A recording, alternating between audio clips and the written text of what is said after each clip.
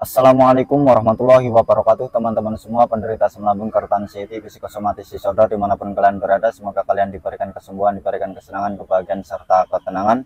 Baik, berjumpa lagi dengan saya tentunya di channel Berpikir Positif. Bagi teman-teman semua yang sedang mengalami gangguan asam lambung, keretan CT, psikosomatis disorder, pastinya sudah sangat capek, pastinya sudah sangat lelah menghadapi 1001 sensasi, dan bahkan sering sekali badan serasa tidak nyaman, serasa keliengan, serasa kayak mau pingsan, bahkan serasa kayak mau Dan itu ternyata adalah bentuk respon tubuh, teman-teman. Memang rasanya itu nggak karu-karuan, rasanya itu nggak enak sama sekali dan horor sekali, dan saya pernah mengalami, teman-teman. Memang rasanya itu seperti itu adalah bentuk respon tubuh, atau kalau kita kenal yaitu dengan istilah psikosomatik, teman-teman. Dan itu psikosomatik muncul itu khusus bagi penderita anxiety disorder, teman-teman. Orang yang kena mental alias kena psikisnya pasti mengalami sensasi fisik mulai dari ujung kepala sampai ujung kaki. Jadi bermacam-macam sensasinya. Pokoknya itu semua sebenarnya tidak bahaya, teman-teman. Semua itu aman. Hanya mengganggu di aktivitas saja, sehingga aktivitas kita itu menjadi tidak nyaman sama sekali. Bahkan aktivitas kita itu menjadi terhambat, bahkan terhalang karena sensasi yang horor. Tapi kabar gembiranya bagi kita yaitu semua sensasi itu tidak berbahaya, teman-teman. Di sini saya bukan dokter, saya bukan ahli medis, teman-teman. Saya mantan penderita asam lambung, keretan CT, psikosomatis yang akan membagikan suatu pengalaman kepada kalian, mengedukasi, memotivasi, ya tidak mempergurui kalian, hanya mengajak, dan mudah-mudahan kalian tersugesti adanya video saya. Semoga kalian lekas sembuh, lekas membaik, diberi kesehatan, diberi kesembuhan, hidupnya lebih jauh lebih baik lagi, jauh lebih enak lagi, jauh lebih semangat lagi. Tapi nggak apa-apa, walaupun 1001 itu sering sekali menghampiri, kalian jangan takut, semua pasti akan terlewati, teman-teman. Semua itu aman, ya. Bagi teman-teman yang baru saja bergabung, jangan lupa subscribe, ya. Karena kalau video ini semakin berkembang tentunya akan menjadikan suatu kebahagiaan dan kesemangatan untuk selalu mengedukasi, memotivasi teman-teman penderita asam lambung, keretan CT, psikosomatis. Jangan lupa tekan tombol like-nya, komen, serta share video ini kepada teman-teman yang juga sedang mengalami gangguan asam lambung, keretan CT, psikosomatis disorder. Sesi kali ini saya akan membahas tentang cara saya menghadapi serangan panik, ya. Tapi tonton video ini sampai selesai, jangan di-skip, teman-teman. Juga jangan lupa tonton video-video saya sebelum-sebelumnya, dan mudah-mudahan video-video sebelumnya itu juga mensugesti kalian. Saya sering sekali menyampaikan hal yang inti itu di belakangan, teman-teman. Sering sekali saya menyampaikan hal inti dari tema atau dari session atau dari topik itu di belakangan. Maka tonton sampai selesai, teman-teman, biar nggak gagal paham, biar nggak salah paham gitu.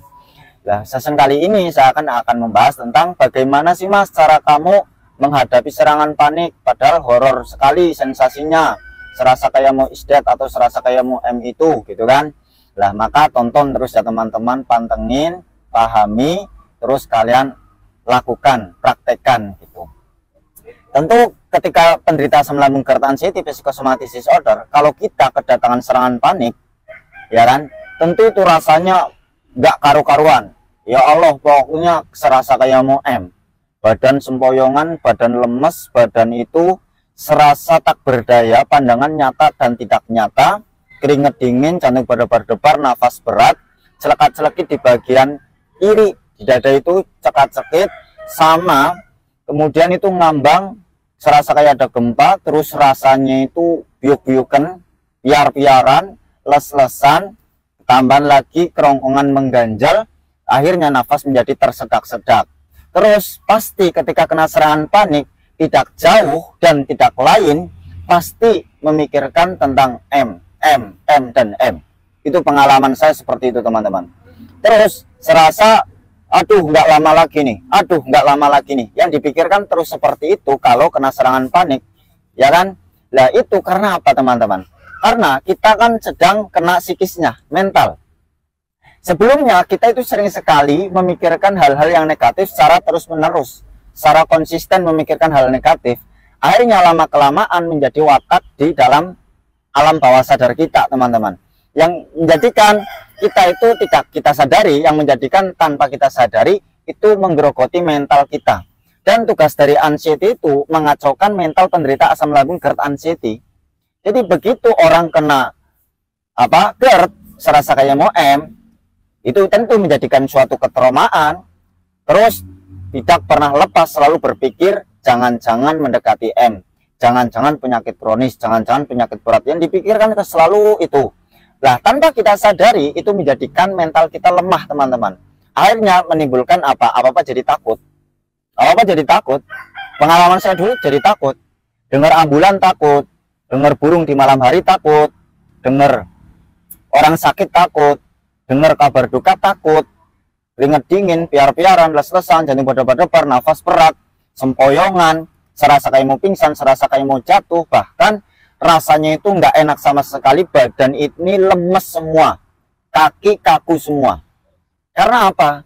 Karena psikis kita sudah kena, dikarenakan kita yang cenderung memikirkan hal-hal yang negatif seperti takut kronis, takut penyakit berat, dan ujung-ujungnya takut tanpa kita sadari kita kena mental. Nah, kenapa bisa seperti itu? Kenapa kok bisa merasakan seperti itu ya Mas, rasa kayak mau Iya, karena GERD itu sifatnya itu gas dari asam lambung itu naik, atau yang disebut itu adalah reflux. Dari reflux itu bisa serasa dingin, serasa kayak ada ruh yang keluar, itu kan serasa kayak mau juga ada yang merasakan, pengalaman saya itu dada panas, kerongkongan seperti mengganjal, bahkan itu hidung juga mengganjal. Belum lagi sensasi kalau kepala sakit di area kiri, sakit kayak ada yang jalan, terus telinga itu berdenging secara keras. Itu kalau kita cemas itu semakin awet telinganya, berdengingnya itu sampai 1 harian itu sampai. Nah, terus pengalaman saya ketika ada sensasi telinga berdenging, karena saya sudah mengenal ternyata itu adalah gangguan anxiety, saya masa bodohin, ternyata itu hilang dengan sendirinya, teman-teman. Ternyata sensasi itu sebenarnya cuma numpang lewat. Kenapa kok menjadi awet? Saya pernah mengalami awet itu karena pada saat itu saya itu cemas, teman-teman. Aduh, jangan-jangan telinga saya rusak begitu, jangan-jangan saya memiliki penyakit kronis di area telinga, sampai seperti itu dulu. Juga penderita anxiety disorder dampaknya lagi yaitu takut sama penyakit kronis, sama penyakit berat, dan ujung-ujungnya takut karena hormon kortisolnya itu tinggi, menyebabkan kesetresan kita. Dari kesetresan itu mengajak pikiran kita selalu berpikir tidak jauh dan tidak lain, memikirkan penyakit kronis, memikirkan tentang penyakit berat, dan ujung-ujungnya takut dipikir terus-menerus secara kontinu, akhirnya terperangkaplah di lingkaran anxiety, teman-teman. Nah, sudahlah terperangkap lingkaran anxiety, pasti penderita asam lambung GERD anxiety psikosomatis pasti ya mengalami yang namanya serangan panik. Otot-otot pada menegang, aliran darah tidak lancar, memicu di bagian ini leher ya, itu menegang, kepala berat, sempoyongan. Juga kalau lagi tiduran itu serasa kayak ada gempa. Belum lagi kalau lagi duduk kok tiba-tiba kayak serasa kayak ada gempa begitu. Karena apa, teman-teman? Karena benar-benar aliran darah kita itu sedang tidak lancar. Karena apa? Karena pikirannya itu selalu dan tidak pernah lepas memikirkan yaitu negatif. Maka mulai saat ini, biar kalian nggak sering sekali kedatangan serangan panik, maka harus kembalikan apa? Hormon endorfin sama hormon serotonin. Hormon endorfin itu adalah hormon untuk hormon serotonin itu untuk mengendalikan mood atau mengendalikan tingkat kesetresan kita. Kalau hormon serotonin itu kembali, tentu kita bisa mengendalikan pikiran-pikiran yang negatif. Itu juga akan membantu menguatkan otak amigdala kita. Juga sangat-sangatlah penting kita di trekking sering main di penghijauan, sering mainlah ke sungai, terus melihat air yang mengalir, itu juga akan menetralkan pikiran kita biar saraf kita itu tidak menegang. Karena sering sekali penderita anxiety disorder itu sering sekali saraf itu menegang, teman-teman. Terus kalian jangan sering searching. Karena apa? Karena penderita anxiety disorder pikirannya itu lagi susah sekali dikendalikan, susah sekali dikontrol, yang mana tiba-tiba pikiran itu selalu memikirkan penyakit kronis, selalu memikirkan penyakit berat, selalu memikirkan takut tanpa kita minta, tapi itu muncul dengan sendirinya. Lah maka jalan satu-satunya yaitu hindari searching biar nggak menakut-nakuti kita, teman-teman. Kalau kita banyakkan searching, yang kemudian yang keluar itu adalah jenis-jenis penyakit, bahkan yang keluar itu jenis-jenis atau ciri-ciri ya orang-orang yang mau itu nanti mental kalian semakin down, teman-teman. Pengalaman saya dulu, akhirnya apa? Akhirnya kecemasan meningkat, ketakutan meningkat gitu. Maka mulai saat ini kalian konsisten jalan-jalan pagi. Setelah jalan-jalan pagi itu berjemur. Itu fungsinya untuk mengembalikan hormon kebahagiaan alias hormon endorfin, juga akan mengembalikan hormon serotonin, yaitu fungsinya untuk mengendalikan kesetresan biar nggak cenderung memikirkan hal-hal yang negatif secara terus-menerus. Berapa menit, Mas? 30 menit bagi pemula. Kalau yang sudah terbiasa, jangan 30 menit, diusahakan 1 jam jalan-jalan pagi. Tidak hanya sekedar jalan-jalan pagi dan berjemur, kalian melatih mental kalian. Kita harus melatih mental, mendobrak mental yang sedang ecek-ecek. Karena penderita anxiety disorder itu kan semua ditakutin. Di keramaian takut, keluar rumah takut, mau tidur takut, di sore hari takut, ya kan? Mau mandi pun takut. Sebelum pergi sudah mikirnya terlalu jauh, ya. Kita terlalu mikir hal-hal yang belum pasti terjadi. Terus yang dipikir itu bukan positif, tapi pikirannya negatif. Tuh, kalau pergi ke sana nanti jangan-jangan pingsan, nanti nggak tertolong. Kalau pergi ke sana nanti gimana? Nanti nggak tertolong, nanti gimana? Gitu. Pikirannya selalu seperti itu. Kalau mau pergi, pasti yang dipikir bukan tempat yang senang-senang, maksudnya nggak selalu mikir, wah di situ nanti kita bersenang-senang. Penderita anxiety disorder nggak mikirnya seperti itu. Kalian pasti mikirnya, aduh nanti kalau di situ gimana, kalau kena serangan panik, kalau sensasinya muncul di situ gimana, nanti pulangnya gimana. Mikirnya pulang lagi padahal belum berangkat. Mau ada acara pun padahal jauh-jauh hari, itu sudah dipikir, aduh gimana nanti kalau serangan panik gimana ya, nanti sensasinya muncul gimana ya. Itulah penderita anxiety disorder, selalu memikirkan yang terlalu jauh, tapi yang dipikirkan itu selalu negatif. Nanti nggak tertolong gimana. Dan pasti ribet, penderita anxiety disorder itu ribet. Pasti kalau pergi carinya jaket, pokoknya pakai jaket, bawa minyak kayu putih atau fresh care, biar nanti kalau ada serangan panik ada untuk membantu meredakan. Padahal teman-teman, itu bukan solusi. Solusinya biar kalian nggak cemas berlebihan. Itu nggak seperti itu sih pengalaman saya sih. Yaitu saya minum air hangat, ya minta gitu di situ, terus saya olah nafas. Saya nggak pernah mengandalkan fresh care lah, minyak kayu putih. Itu pengalaman saya sih kalau pergian. Juga pasti andalan saya minum air hangat. Terus rebiak lah, bagi penderita anxiety disorder itu rebiak apa-apa pengen dibawa gitu. Ya wajar sih, karena kena serangan mental atau serangan panik, ya kan, psikisnya yang lagi tidak baik-baik saja. Lebih usahakan mulai saat ini harus apa?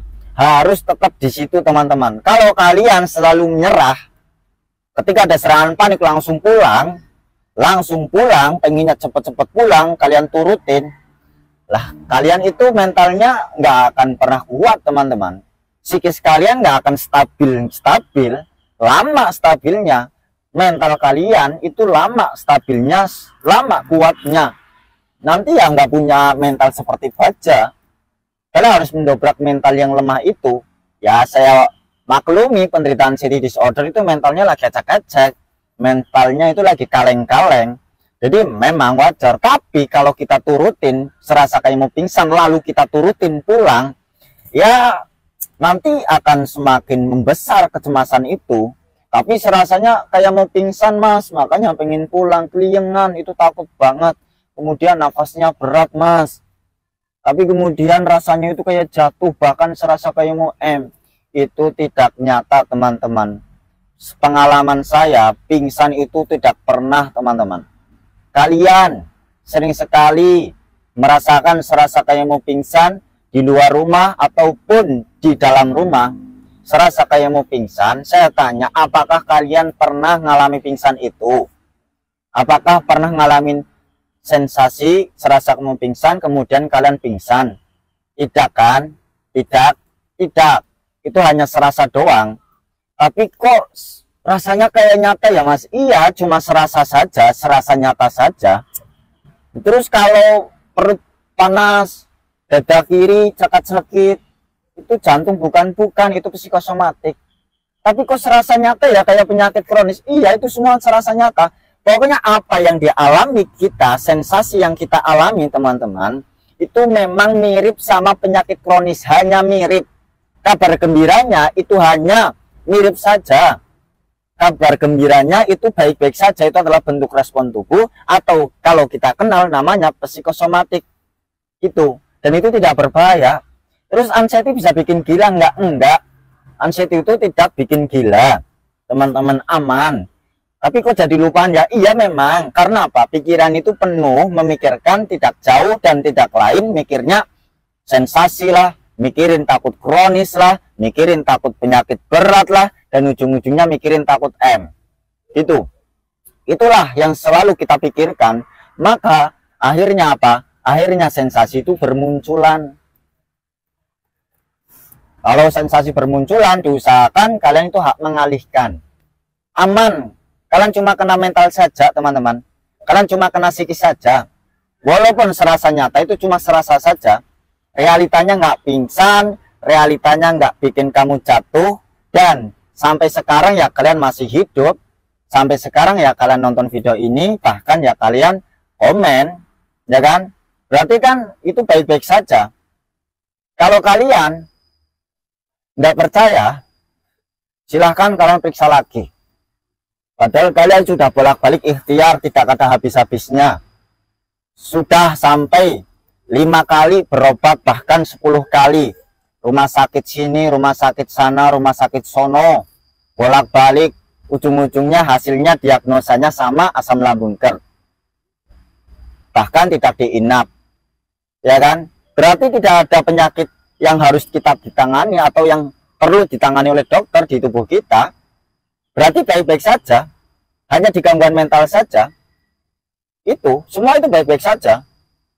Tapi pikirannya susah sekali Mas dikendalikan. Iya memang, karena penderita anxiety disorder itu amigdalanya sudah saya sampaikan tadi kan. Amigdalanya itu benar-benar sedang lagi tidak baik-baik saja untuk menyensor. Jadi kalau pengalaman saya dulu ya teman-teman, saya seperti ayam ya, padahal orang lewat, padahal ayam itu tidak mau ditangkap, kok ayam itu lari. Nah, kita hampir sama, saya sampai seperti itu. Kok kayak seperti ayam ya, saya ya seperti itu. Lalu bagaimana Mas cara ngilangin pikiran-pikiran negatif? Lakukan aktivitas yang menyenangkan teman-teman. Seringlah melakukan aktivitas yang menyenangkan, yang tentunya membuat mood kalian itu seneng, mood kalian itu tenang. Itu solusinya. Nah, terus kalau pikiran M terus-menerus, gimana Mas solusinya? Kalian seringlah melakukan aktivitas yang menyenangkan, itu lakukan saja sampai kalian itu menikmati aktivitas itu. Sampai kalian itu ketungkul terhadap aktivitas yang kalian senangi. Makanya yang kalian yang masih suka nurutin rasa males, pengennya rebahan, pengennya ngalamun, nurutin kesedihan, nurutin ketakutan, makanya mulai saat ini hidupkan kembali hobi-hobi kalian. Hidupkan kembali. Kalau dulu saya itu hidupkan itu kembali. Maka penting bagi kalian itu. Penting sekali. Itu kayak anak kecil itu belakang saya itu mandi, yes, mandi. Ya kalian latihlah. Dan itu tidak bikin kamu pingsan, nggak bikin kamu kok aman teman-teman. Ya itu lakukan, hidupkan kembali hobi-hobi kalian biar kalian itu menikmati. Terus kalau cara menghadapi serangan panik ya, serangan panik itu pengalaman saya ya, sesuai pengalaman saya itu pura-pura ketawa teman-teman. Karena apa? Karena hampir tiap hari saya itu merasakan, bahkan 4 kali pagi bangun tidur, siang, sore, sama malam mau tidur itu saya itu selalu berpikirnya negatif terus-menerus, sehingga ujung-ujungnya saya kena serangan panik. Lah karena setelah saya tahu bahwa semua ciri-ciri itu yang saya sebutkan, itu pengalaman saya, ternyata itu adalah permainan anxiety. Sensasi fisik yang kita alami itu adalah bentuk respon tubuh alias psikosomatik, dan kata dokter itu aman-aman saja. Lah mulai dari situ saya bodoh amatin dengan cara pura-pura ketawa. Hahaha. Walaupun semu dan nyatanya nggak bahagia, senang pun enggak, karena takut sebenarnya teman-teman. Tapi saya berlatih masa bodoh itu konsisten, saya pura-pura ketawa teman-teman. Apa inilah kedutan, saya pukulin ini, saya pukulin. Terus kalau berdiri lama itu juga nggak kuat, apalagi kalau serangan panik teman-teman, kaki gemetar. Saya sering sekali.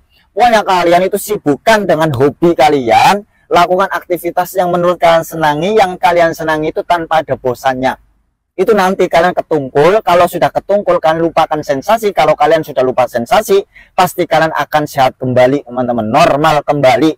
Dan itu yang saya lakukan. Kalau seandainya pura-pura ketawa itu belum bisa, langkah pertama sebelum pura-pura ketawa, pengalaman saya itu minum air hangat. Setelah minum air hangat, saya itu olah nafas sampai 7 kali teman-teman. Tarik nafas, tahan 4 detik. Setelah 4 detik saya keluarkan melalui mulut sampai 10 detik teman-teman. Itu berulang kali. Awal dulu saya tarik nafas itu menjadi berat. Itu. Nah itulah, terus lakukanlah seperti itu teman-teman. Saya melakukan seperti itu. Dan alhamdulillah, tanpa saya ke psikiater, izin Allah saya diberi kesembuhan, sembuh total.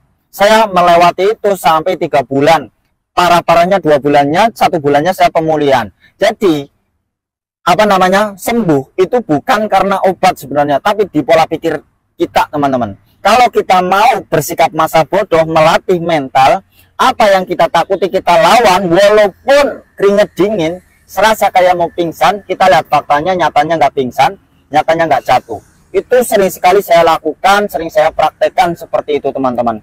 Memang rasanya horor, pikirannya udah nggak bisa diatur, sudah liar sekali kemana-mana, ngacau banget, tapi saya paksakan sampai pasrah lah, monggo, pingsan-pingsan lah, sampai seperti itu teman-teman. Dan nyatanya sampai sembuh total itu ya tidak pernah pingsan, ya tidak pernah jatuh. Memang serasa kayak mau pingsan, memang serasa kayak mau jatuh saja. Makanya semangat terus teman-teman. Itu nggak berbahaya, kalian cuma kena mental saja, kena psikis saja. Sembuh itu bukan karena faktor mentor, bukan karena apa. Saya pun tanpa mentor teman-teman, karena saya sudah berulang kali periksa sampai ke penyakit dalam, ujung-ujungnya ya alhamdulillah normal, dan ujung-ujungnya saya dirujuk ke psikiater. Saya pahami apa yang disampaikan dokter, terus saya lakukan apa yang disaranin, terus saya disuruh melawan pikiran, saya disuruh melatih mental yang lemah itu, yang pikirannya selalu mengaitkan penyakit, sensasi sama penyakit berat, yang pikirannya selalu berpikir takut itu, saya lawan lah. Ini cuma permainan anxiety. Ketika ada serangan panik, saya menenangkan, afirmasi langsung, tenang, tenang, ini adalah bentuk respon tubuh, ini nggak bahaya, ini adalah permainan anxiety, ini cuma numpang lewat, ini cuma numpang lewat, sampai bilang sendiri seperti itu teman-teman.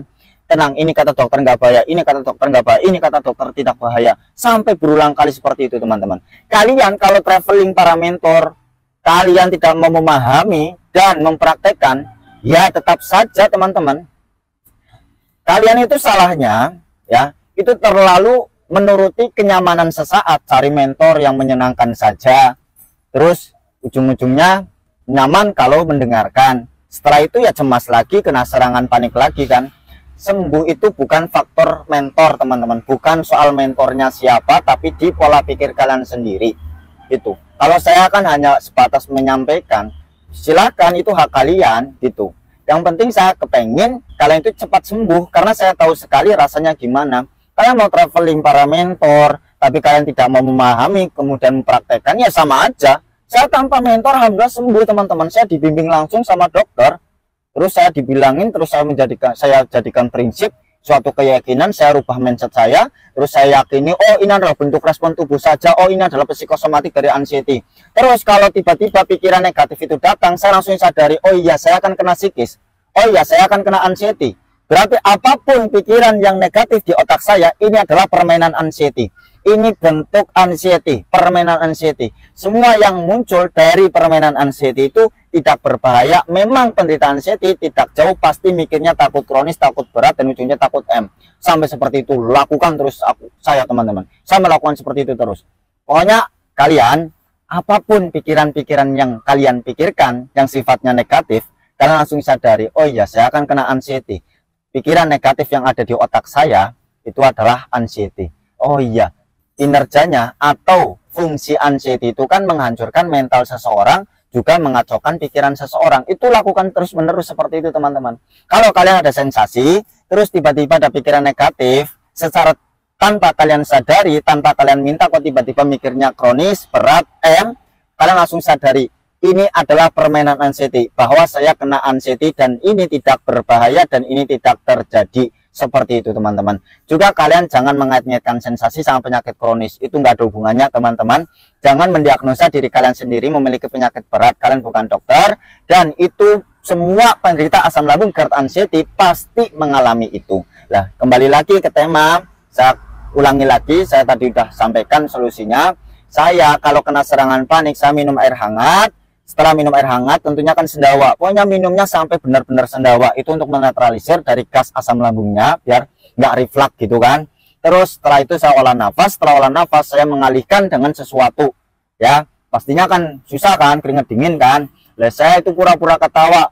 Pura-pura ketawa lah, apa inilah, hahaha, gitu terus-menerus. Setelah itu baru saya mengalihkan kegiatan yang benar-benar menurut saya itu senangi, yang membuat mood saya itu stabil kembali, teman-teman. Semangat terus, teman-teman. Kalian jangan khawatir lagi, jangan takut lagi. Semua yang kalian alami, sensasi yang kalian alami, yang dikenal 1001 sensasi, mulai dari ujung kepala sampai ujung kaki, itu adalah bentuk respon tubuh, respon tubuh saja atau alarm, dan itu adalah psikosomatik. Dan psikosomatik itu tidak berbahaya, teman-teman. Semua aman. Kalian jangan cemas lagi, kalian jangan takut lagi.